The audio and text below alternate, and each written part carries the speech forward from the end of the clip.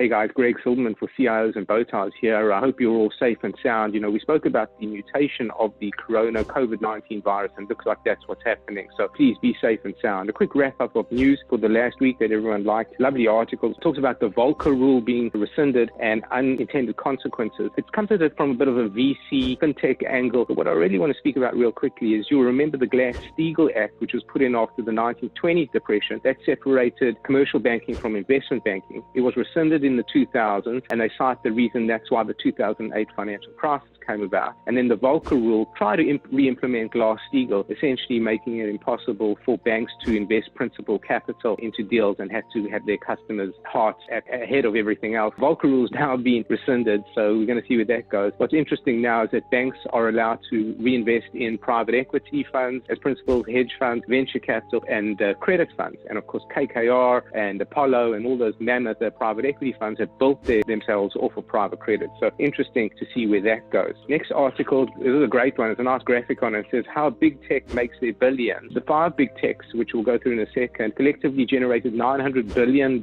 in revenue in 2019. Interestingly enough, that's about the GDP of Saudi Arabia or Netherlands. So some quick facts there. Amazon is the giant, $281 billion in revenue. 7% comes from their Amazon Prime. So that's a recurring annual revenue. It's just a revenue stream. Phenomenal. Apple, their AirPods generate about 6 to 12 billion in annual revenue. So that's larger than many other companies by itself. Google obviously gets 70% of their revenue from advertising. That's 162 billion. They don't, 70% of the 162 billion is from advertising. They don't mention the statistics, but YouTube is one of the largest components of that advertising. And so YouTube is definitely the size of many giant media companies. And finally, Microsoft at 126 billion. They're still earning 25% of their revenue off of Windows and Office. Can you believe it? And LinkedIn, which they own, generates 5.4% of their revenue. Another cool article, more on the soft skills, talks about effort versus effectiveness. It's often thought that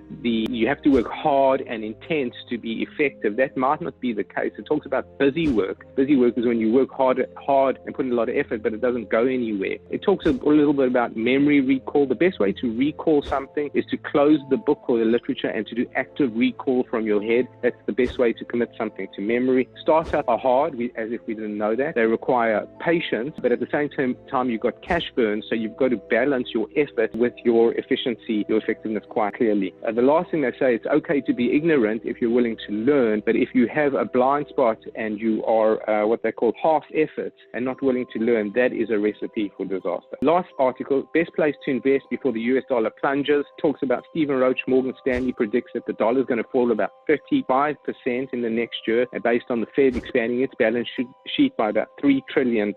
They do a bit of a regression analysis and they find out the R squared. So the R squared is how much explanation the dollar is against another asset class. The R squared is 26.6% against international stocks versus 12.4% against gold, meaning international stocks are actually a better hedge against a falling dollar. The way to play it, they say, is through VEU, which is the Vanguard All-World ex-US Giant ETF. The golden dilemma, what they talk about, is a study by Campbell Harvey, a finance professor from Duke University. And what it says basically, it says if gold is a great hedge against the dollar, the volatility of gold versus dollar should be higher than the volatility of gold versus another basket of currencies, which it is not. So the returns on gold are explained by other things besides just the dollar weakness. So international stocks, he says, is the way to go. But if you're expecting a dollar collapse, you probably want to diversify your hedges against the dollar. So he says you probably need gold nonetheless. Anyway, guys, that's a quick summation of the articles that are out there. Be safe. Peace and love. Greg out.